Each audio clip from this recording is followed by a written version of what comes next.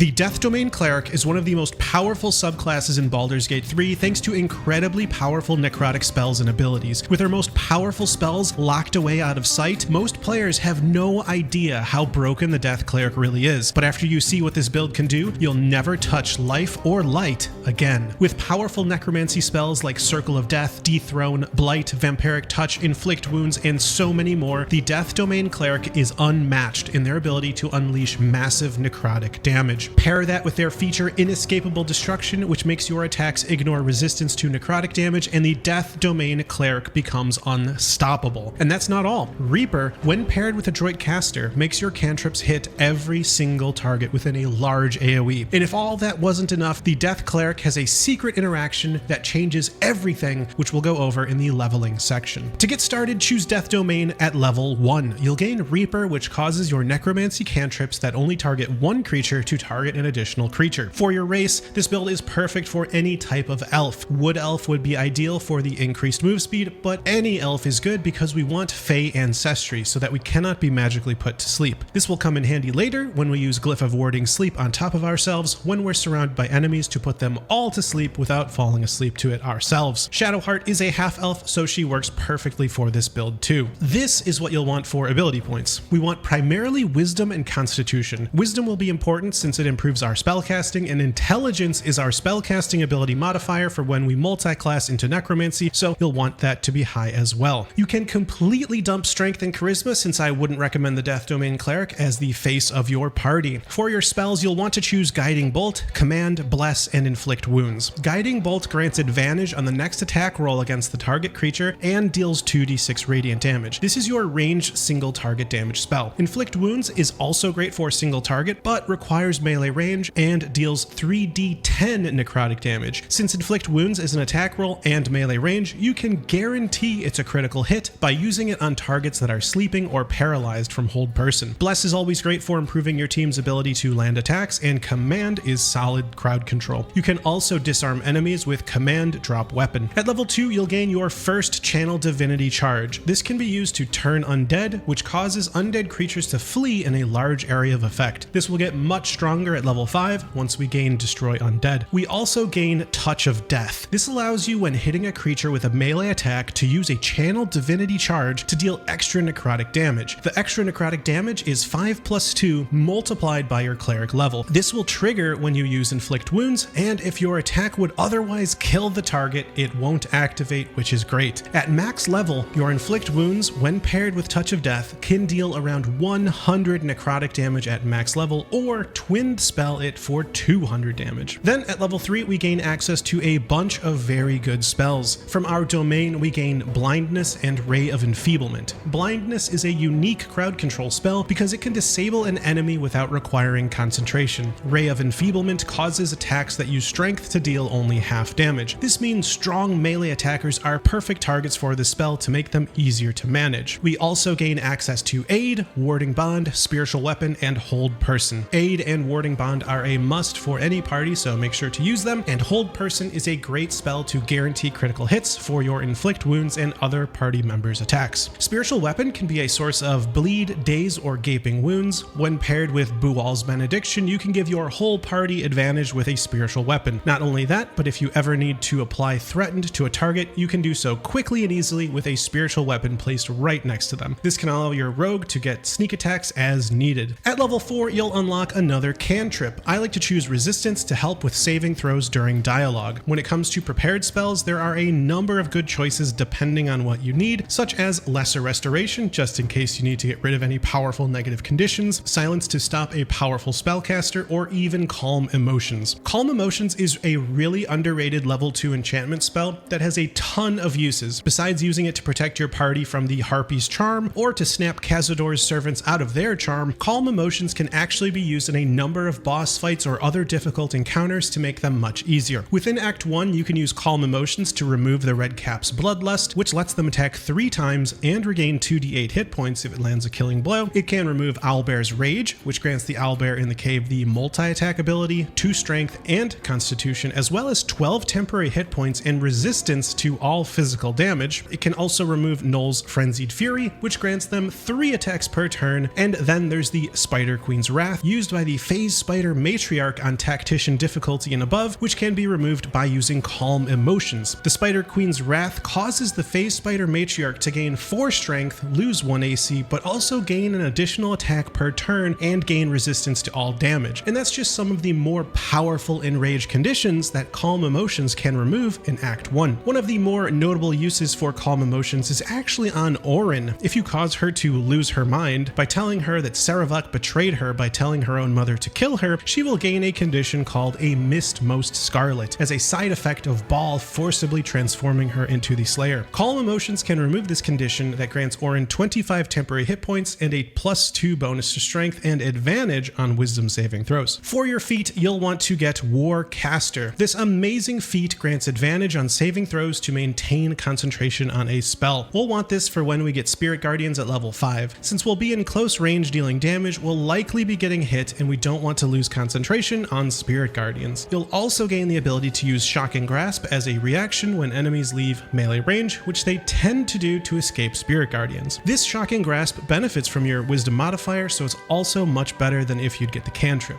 Shocking Grasp makes your target unable to take reactions, and it has advantage against creatures with metal armor. At level 5, you'll get a massive power spike. Death Clerics automatically learn Animate Dead and Vampiric Touch. Animate Dead Zombies attack applies a condition called Crawling Gnaw. If an enemy is killed while having this condition, a newborn zombie is automatically spawned from their corpse. The newborn zombie also applies this very same condition, allowing you to potentially raise an army of zombies. Each turn, the newborn zombies take 1 necrotic damage and only have 10 HP, so they will all eventually fade away. Our other spell, Vampiric Touch, deals 3d6 necrotic damage and heals you for half as many hit points. This can be a great way to sustain your Death Cleric in melee combat against a small number of enemies. Against many enemies, you're better off using Spirit Guardians, a new 3rd level spell you unlock this level. Spirit Guardians is one of the staples of this build. When cast, nearby enemies take 3d8 radiant or necrotic damage per turn, and their movement speed is halved. When casting it, you can select the variant that deals necrotic damage or radiant, and since we haven't unlocked Inescapable Destruction yet, which makes our attacks ignore necrotic resistance, choose whichever variation makes sense for the enemy you're fighting. Spirit Guardians will be the primary spell we concentrate on and is the main reason we chose Warcaster at level 4. At level 5, you'll also gain access to Glyph of Warding. This spell is ideal for causing area of effect sleep. Attacks made in melee range against the sleeping target will automatically be critical hits, and crowd control in general is very powerful. If you're surrounded by enemies, you can cast this directly on yourself, and because we're an elf, we are immune to sleep thanks to Fey Ancestry. At level 5, your cantrips also gain an additional damage die. Toll the Dead now deals 2d12 necrotic damage, Bursting Sinew now deals 2d10, and Bone Chill now does 2d8. And since you can target 2 enemies with each cantrip thanks to Reaper, this is essentially like adding 2 additional damage dice. At level 5, you also gain an incredibly powerful passive feature called Destroy Undead. Whenever you successfully turn an undead creature, it also takes 4d6 radiant damage. This can deal a huge amount of radiant damage if you're surrounded by a lot of undead. However, there is another source of turning undead that you'll want for this build. Gandrel's Inspiration is an uncommon heavy crossbow, which grants sacred munitions. Infuse your crossbow bolts with holy energy. For the rest of your turn, your ranged attacks inflict turned against undead. This hidden weapon action is perfect for our cleric. Use sacred munitions right before shooting an arrow of many targets, which causes your ranged attack to ricochet to nearby targets, including targets that are invisible or protected by Sanctuary, and every single undead hit by your arrow of many targets will become turned and take 4d6 radiant damage. Absolutely amazing. And what's great about sacred munitions is that it has a 100% chance to turn undead because there is no saving throw to resist it. You'll find Gandrel's Inspiration on Gandrel right outside Auntie Ethel's gnarled tea house in Act 1. You also don't need to be proficient with heavy crossbows to use sacred munitions. At level 6, we will gain Inescapable Destruction. This passive feature makes spells you cast ignore resistance to necrotic damage. We'll now favor using the necrotic version of Spirit Guardians unless our target is completely immune to necrotic damage. We also gain a second channel divinity charge, allowing for more uses of Touch of Death or Turn Undead. I like to prepare Silence since it can also be useful in so many situations. At level 7, you gain 2 additional spells from your domain that are always prepared: Blight and Death Ward. Blight is a powerful single target spell which deals 8d8 necrotic damage and